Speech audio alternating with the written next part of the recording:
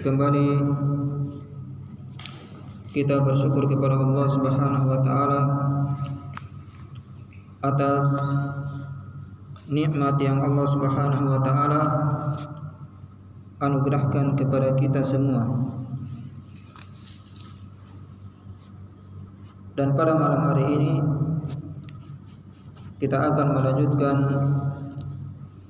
pembahasan kita mengenai penjelasan dari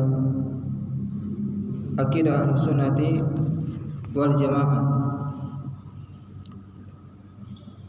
yang ditulis oleh Syekh Muhammad bin Shalih Al-Utsaimin rahimahullahu taala. Ikhwatan iman yang dimuliakan Allah Subhanahu wa taala, di mana pada pertemuan sebelumnya kita menjelaskan sebagian dari firman Allah Subhanahu wa taala di dalam surat Al-Hasyr ayat yang ke-22 sampai yang ke-24.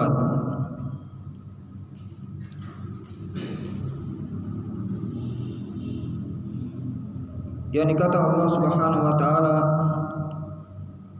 huwallahu alladzi la ilaha illahu. Dialah Allah yang tidak ada sesembahan yang berhak disembah kecuali Dia.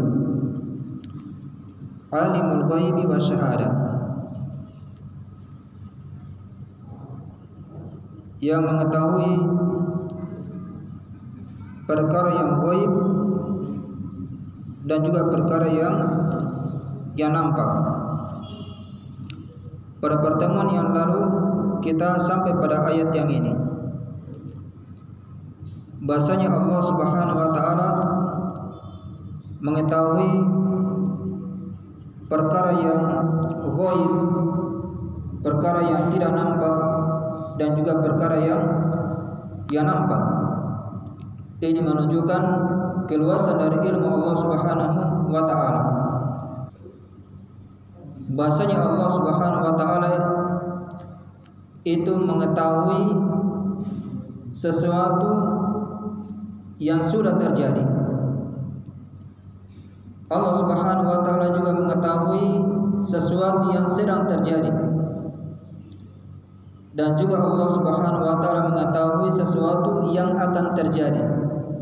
Serta Allah Subhanahu wa taala mengetahui sesuatu yang di mana hal tersebut mustahil untuk terjadi, namun apabila terjadi Allah Subhanahu wa taala mengetahuinya. Ya, seperti penyesalan para penduduk neraka, yang di mana mereka meminta kepada Allah Subhanahu wa taala untuk dikembalikan ke dunia. Ini mustahil akan terjadi. Namun apabila ini terjadi, maka Allah Subhanahu wa taala mengetahui apa yang akan mereka lakukan apabila mereka dikembalikan ke dunia. Ya. Dan juga di dalam ayat ini, yakni firman Allah Subhanahu wa taala ini merupakan menunjukkan juga bantahan terhadap sebagian manusia yang mereka tidak percaya terhadap takdir. Dan ini dicetuskan oleh dari kelompok Qadariyah. Kelompok Qadariyah ini mereka tidak percaya terhadap takdir Allah Subhanahu wa taala. Mereka mengatakan bahwasanya Allah Subhanahu wa taala mengetahui apabila sesuatu itu sudah terjadi. Namun apabila belum terjadi, Allah Subhanahu wa taala belum mengetahuinya. Ini pemahaman mereka. Dan ini kelompok ini dicetuskan oleh Al-Ma'bad Al-Juhani. Al-Ma'bad Al-Juhani, di mana ketika ada dua orang mereka menemui seorang sahabat Rasulullah sallallahu alaihi wasallam, yakni Ibnu Umar radhiyallahu taala anhuma. Maka mengatakan kepada Ibnu Umar, wahai Ibnu Umar, bahasanya di kampung kami ini ada satu keyakinan yang dimana mereka tidak percaya terhadap takdir, dan mereka juga meyakini bahwasanya Allah Subhanahu wa taala itu mengetahui apabila sudah terjadi hal tersebut. Maka mendengar hal ini Ibnu Umar ini anaknya Umar bin Khattab radhiyallahu taala anhu, dan beliau salah seorang sahabat termasuk salah seorang sahabat yang sangat detail di dalam melaksanakan sunnah Nabi Sallallahu Alaihi Wasallam. Maka kata Ibnu Umar, tatkala dia mendengarkan dua orang ini, informasi dari dua orang ini, boleh mengatakan, sampaikan kepada mereka bahasanya Ibnu Umar berlepas diri dari mereka, dan mereka pun berlepas diri dari Ibnu Umar. Kemudian kata beliau, demi zat yang Ibnu Umar bersumpah dengannya, seandainya mereka orang-orang yang menolak takdir ini, seandainya mereka menyumbang atau menginfakkan emas sebesar gunung Uhud, maka tidak akan diterima infak mereka di sisi Allah Subhanahu wa taala sampai mereka beriman terhadap takdir. Dan keimanan terhadap takdir ini merupakan salah satu rukun di antara rukun iman. Salah satu rukun di antara rukun iman. Ini rukun yang ke-6.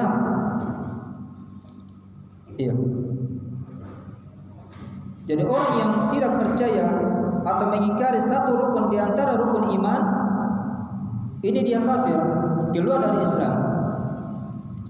Makanya kata Imam Hasan Al-Basri rahimahullah ta'ala, beliau mengatakan, barang siapa yang menustakan takdir, maka sungguh dia telah kafir terhadap Islam. Dia telah kafir terhadap Islam karena mendustakan apa? Rukun iman. Hal yang paling pokok dalam agama Allah Subhanahu wa taala. Kemudian kata Allah Subhanahu wa taala, huwa ar-Rahmanur Rahim. Dialah Ar-Rahman dan Ar-Rahim. Maha pengasih dan Maha penyayang. Ini diartikan dalam bahasa Indonesia. Dan kedua nama ini, Ar-Rahman dan Ar-Rahim, ini merupakan dua nama di antara nama-nama Allah Subhanahu wa taala. Di antara nama dari nama-nama Allah Subhanahu wa taala. Dan kedua nama ini mempunyai makna yang berbeda. Kalau Ar-Rahman ditinjau dari jumlah huruf, ini terdiri dari 5 huruf. Ra, ha, mim, alif dengan nun. Dan juga sedangkan Ar-Rahim ini hanya terdiri dari 4 huruf. Ini ra, ha, ya dengan mim. Dan di dalam kaidah bahasa Arab ini dikatakan bahasanya ziyadatul mabani tadullu ala ziyadatil makna. Bertambahnya struktur di dalam kata ini menunjukkan bertambahnya makna tersebut. Bertambahnya makna dalam kata tersebut. Sehingga Ar-Rahman ini lebih luas cakupannya dibandingkan dengan Ar-Rahim. Lebih luas cakupannya dibandingkan dengan Ar-Rahim.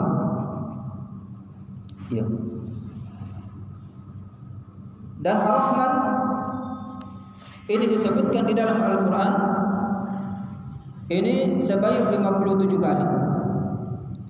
Sedangkan Ar-Rahim ini hanya disebutkan sebanyak 114 kali. 114 kali. Dan ikhwatan iman yang dimuliakan Allah Subhanahu wa taala, Ar-Rahman ini adalah salah satu nama yang diingkari oleh orang-orang kafir Quraisy. Nama Ar-Rahman ini adalah nama yang diingkari oleh orang-orang kafir Quraisy. Tatkala terjadi Sulh Hudaybiyah, yakni perjanjian Hudaybiyah yang dicetuskan oleh Rasulullah SAW dengan orang-orang kafir Quraisy, melakukan perjanjian Hudaybiyah, ya, dengan tujuan kaum muslimin ini bisa berhaji dan umrah di Mekah, tidak terjadi peperangan selama 10 tahun. Ya. Yang di perjanjian Hudaybiyah ini terjadi pada setelah perang Khandaq. Dan di antara isi perjanjian Hudaybiyah, di mana Rasulullah SAW menyuruh Ali bin Abi Thalib radhiyallahu taala anhu, boleh mengatakan uktub Bismillahirrahmanirrahim. Wahai Ali, tulislah Bismillahirrahmanirrahim. Kemudian salah seorang pembesar Quraisy, dia mengatakan, yang mengingkari, ya, dia mengatakan bahasanya Amma Rahman ma adari mahiyah. Ya. Adapun nama Ar-Rahman pada Bismillahirrahmanirrahim, dia mengatakan saya tidak mengetahui apa itu Ar-Rahman. Yang menunjukkan mereka ini mengingkari nama Ar-Rahman. Kemudian dia mengatakan lakin untuk bismikallahumma. Ya, kama pun tataktu. Akan tetapi tulislah bismikallahumma. Yani Bismillahirrahmanirrahim diganti dengan bismikallahumma. Ya. Sehingga ini menyebabkan para sahabat, ya, mereka tidak suka, yakni marah. Ya, namun Rasulullah SAW meredam mereka agar perjanjian ini bisa terwujud, karena di sini melihat maslahat dengan mudarat. Ya. Kemudian, ya, juga diterangkan di dalam Al-Quran akan pengingkaran orang-orang kafir Quraisy terhadap nama Ar-Rahman. Salah satu nama dari nama Allah Subhanahu wa taala, bahasanya Allah Subhanahu wa taala mengatakan wa idza qila lahum usjudu, ya, apabila dikatakan kepada mereka, ya, wa idza qila lahum usjudu lirrahman, apabila dikatakan kepada mereka sujudlah terhadap Ar-Rahman, terhadap Allah Subhanahu wa taala, apa mereka katakan? Qalu wa Ar-Rahman. Mereka mengatakan, apa itu Ar-Rahman? Ya. Anasjudu lima ta'muruna? Ya. Apakah, ya, kami akan sujud terhadap Tuhan yang engkau perintahkan kepada kami? Ya. Wazadahum nufura.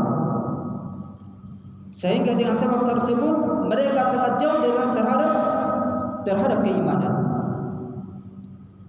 Ini menunjukkan bahasanya orang-orang kafir Quraisy, mereka menolak nama Ar-Rahman bagi Allah Subhanahu wa taala.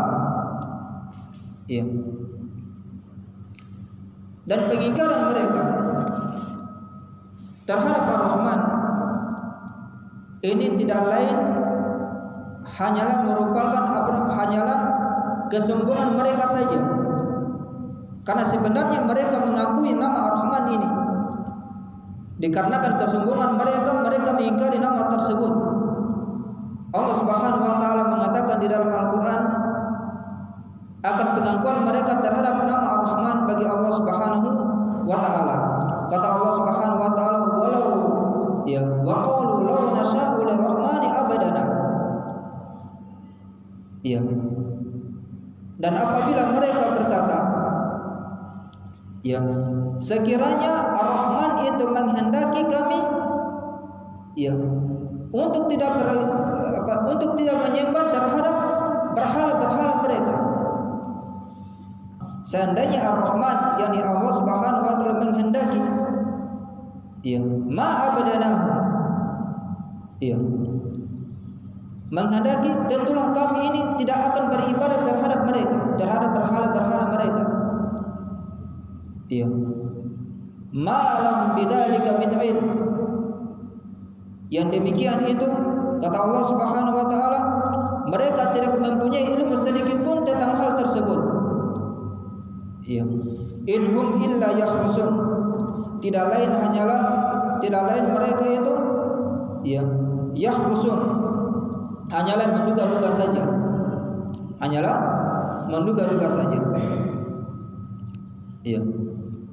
Dan juga ketika Rasulullah SAW, ketika beliau, ya, melaksanakan sholat, maka di dalam sholatnya beliau SAW mengucapkan Ya Rahman Ya Rahim, sehingga tatkala orang-orang kafir Quraisy yang berada di sekeliling Nabi SAW mendengar beliau mengucapkan hal tersebut, maka mereka mengatakan, ya, bagaimana mungkin Muhammad ini dia menyeru Ar-Rahman Ar-Rahim sementara dia memerintahkan kepada kami hanya untuk menyembah satu Tuhan saja.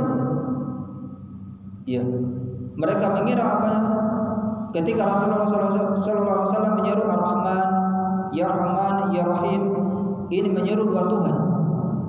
Karena apa? Mereka mengingkari nama Ar-Rahman. Ya, mereka hanya tahu apa? Ar-Rahim. Sehingga mereka menuduh Nabi sallallahu alaihi wasallam, ya, yakni Rasulullah sallallahu alaihi wasallam menyuruh kita untuk beribadah satu saja, namun beliau, ya, menyeru dua Tuhan. Ya, menyeru dua Tuhan. Maka ikhwatan iman yang dimudahkan Allah Subhanahu wa taala, maka Ar-Rahman dengan Ar-Rahim ini terdapat perbedaan makna di antara keduanya. Dan disebutkan oleh para ulama, ya, bahasanya Ar-Rahman ini, ya, dia maknanya, yakni cakupannya luas. Rahmat Allah Subhanahu wa taala meliputi seluruh makhluknya, baik dia orang kafir maupun orang mukmin. Ini Ar-Rahman. Ya, orang kafir mendapatkannya, orang mukmin juga mendapatkannya. Sedangkan Ar-Rahim ini adalah rahmat Allah Subhanahu wa taala yang khusus untuk orang-orang yang beriman saja. Orang-orang kafir tidak mendapatkan hal ini. Sehingga Allah Subhanahu wa taala mengatakan di dalam Al-Qur'an, ya, wa kana bil mu'minina rahima. Dan adalah Allah Subhanahu wa taala terhadap orang-orang mukmin, ya, maha kasih sayang. Ini Allah Subhanahu wa taala memberikan Ar-Rahim, ya, hanya untuk orang-orang yang beriman saja. Orang-orang kafir tidak mendapatkan hal ini. Ya. Ini perbedaan yang pertama. Perbedaan yang kedua, bahwasanya Ar-Rahman ini merupakan sifat zat bagi Allah Subhanahu wa taala. Sedangkan Ar-Rahim ini adalah sifat fi'liyah bagi Allah Subhanahu wa taala. Ya, sehingga apa? Ya. Seperti Allah Subhanahu wa taala mengatakan di dalam Al-Qur'an, Ar-Rahman 'alal arsy istawa. Ar-Rahman itu beristiwa di atas arsy. Ya, ini adalah sifat zat bagi Allah Subhanahu wa taala. Ya, Allah Subhanahu wa taala tidak mengatakan Ar-Rahim 'alal arsy istawa. Ya, karena memang sifat Ar-Rahman ini, ya, bahwasanya rahmat Allah Subhanahu wa taala itu mencakup semua makhluknya, baik dia kafir maupun dia mukmin. Kemudian perbedaan yang ketiga, bahasanya Ar-Rahman ini adalah di antara nama Allah Subhanahu wa taala yang tidak diperbolehkan ya bagi makhluk untuk menamai dirinya dengan nama Ar-Rahman ini. Seperti misalnya ada orang namanya Ar-Rahman, yang tidak boleh. Ya, tidak boleh. Kecuali kita sandarkan dia seperti Abdul Rahman. Nah, ini boleh. Abdul Rahman maksudnya hambanya Ar-Rahman. Tapi kalau kita sendirikan Ar-Rahman, maka ini tidak diperbolehkan. Ya, tidak diperbolehkan. Ya.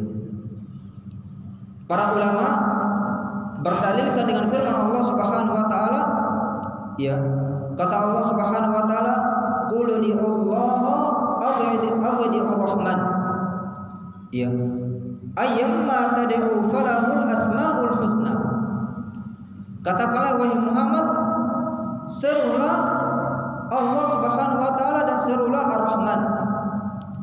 Yani Allah Subhanahu wa taala menggandengkannya dengan nama Ar-Rahman. Ya. Ini menunjukkan bahwa nama Ar-Rahman ini adalah nama yang agung yang setara dengan nama Allah Subhanahu wa taala. Sehingga tidak diperbolehkan bagi makhluk untuk menamai dirinya dengan nama Ar-Rahman. Iya. Nama Ar-Rahman. Iya. Ikhwatan iman yang dimuliakan Allah Subhanahu wa taala. Iya. Adapun Ar-Rahim. Iya.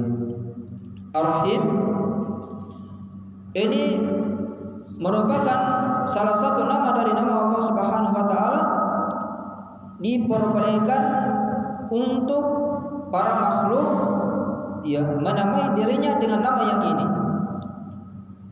Ya, boleh para makhluk untuk menamai dirinya dengan nama Ar-Rahim. Ya. Atau kita juga bisa sandarkan Abdul Rahim. Ya, boleh. Ya, Ar-Rahim boleh. Ya. Sebagaimana firman Allah Subhanahu wa taala di dalam Al-Qur'an yang menyebutkan tentang sifat Nabi sallallahu alaihi wasallam. Kata Allah Subhanahu wa taala, "Laqad ja'akum rasulun min anfusikum." Sungguh telah datang kepada kalian seorang rasul dari kaum kalian sendiri. Ya. Azizun 'alaihi ma 'anittum. Ya. Kata Allah Subhanahu wa taala, jadi berat terasa olehnya atas penderitaan kalian. Harisun 'alaikum bil mu'minin raufur rahim. Kata Allah Subhanahu wa taala, dia semangat ya terhadap kalian ya, dan dia amat berbelas kasih terhadap ya orang-orang yang beriman. Ya. Di sini Allah Subhanahu wa taala menyebutkan Nabi sallallahu alaihi wasallam memiliki sifat apa? Sifat rahim. Ya. Maka nama Ar-Rahim ini bisa makhluk menamai dirinya dengan nama yang ini. Namun Ar-Rahman tidak diperbolehkan bagi makhluk untuk menamai dirinya dengan nama Ar-Rahman. Ya. Dan rahmat atau sehingga rahmat Allah Subhanahu wa taala ini kata para ulama, dia ya apa namanya? Terkandung dua jenis. Yani rahmat Allah Subhanahu wa taala terkandung dua jenis. Jenis yang pertama kata para ulama adalah ya rahmat yang secara umum. Ya. Rahmat yang sifatnya umum. Jenis yang pertama ini ya mencakup kepada semua makhluk Allah Subhanahu wa taala, baik dia kafir maupun mukmin. Baik dia kafir maupun mukmin. Dan rahmat Allah Subhanahu wa taala yang jenis yang pertama ini ya seperti Allah Subhanahu wa taala memberikan ya dunia kepada orang-orang kafir, memberikan makanan kepada mereka. Ini rahmat Allah Subhanahu wa taala, atau menciptakan mereka. Ini bersifat umum. Sedangkan jenis yang kedua, bahasanya rahmat Allah Subhanahu wa taala ini adalah sifatnya khusus. Jenis yang kedua adalah sifatnya khusus. Dan ini jenis yang kedua ini hanya mencakup orang-orang yang beriman saja. Orang-orang kafir tidak masuk di dalamnya. Tidak masuk di dalamnya. Seperti Allah Subhanahu wa taala memberikan rahmat kepada orang-orang mukmin, memberikan hidayah kepada mereka, memberikan kesabaran kepada mereka. Kalau orang-orang kafir, Allah Subhanahu wa taala tidak memberikan kesabaran kepada mereka. Sehingga kita dapatkan orang-orang kafir apabila mereka tertimpa musibah, disebutkan oleh Allah Subhanahu wa taala di dalam Al-Qur'an, wa amma idza mabtalahu faqadara alaihi rizqahu fayaqulu rabbi ahanan.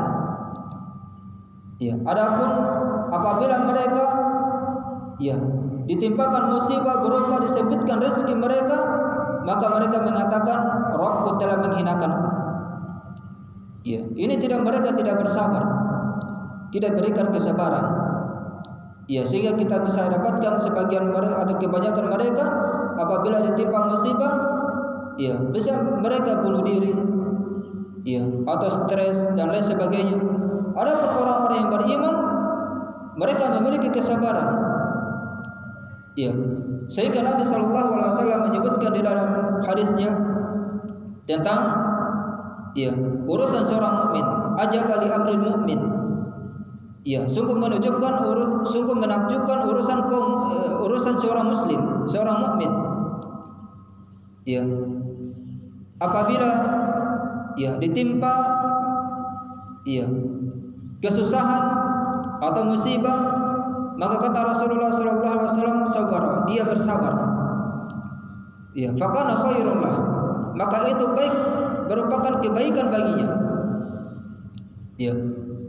Dan apabila dia ditimpa berupa kenikmatan, maka dia bersyukur. Fakana khairun lah, maka itu juga kebaikan baginya. Mau dia mendapatkan kenikmatan atau mendapatkan musibah, seorang mukmin ini semuanya baik pada kondisi tersebut. Berbeda dengan orang kafir. Ketika mendapatkan kenikmatan, maka dia mengatakan Rabbku telah memuliakanku. Wa amma idza mabtalahu,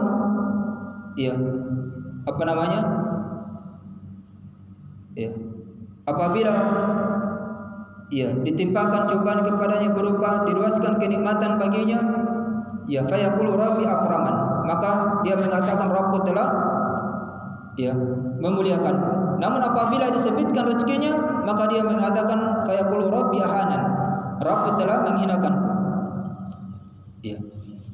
Maka ini dua rahmat dari Allah Subhanahu wa taala yang Allah Subhanahu wa taala berikan kepada para hambanya. Ada rahmat yang bersifat umum dan yang bersifat khusus. Dan ini senada dari hadis Nabi sallallahu alaihi wasallam, kata beliau, "Ata inna Allah yu'ti dunya man yuhibbu wa man la yuhibbu." Sesungguhnya Allah Subhanahu wa taala memberikan dunia ini kepada orang yang dicintainya dan juga kepada orang yang dia tidak cintai. Orang mukmin mendapatkan dunia, orang kafir juga mendapatkan dunia. Orang munafik mendapatkan juga dunia. Ini maksudnya apa? Rahmat Allah Subhanahu wa taala sifatnya umum. Mendapatkan makanan, mendapatkan harta, semuanya mendapatkan, sudah dijamin. Kemudian kata Nabi sallallahu alaihi wasallam, walakin yu'til iman illa man yuhibbu. Akan tetapi Allah Subhanahu wa taala memberikan nikmat keimanan ini hanya kecuali kepada orang-orang yang Allah Subhanahu wa taala cintai saja. Orang-orang yang tidak dicintai tidak mendapatkan nikmat yang ini.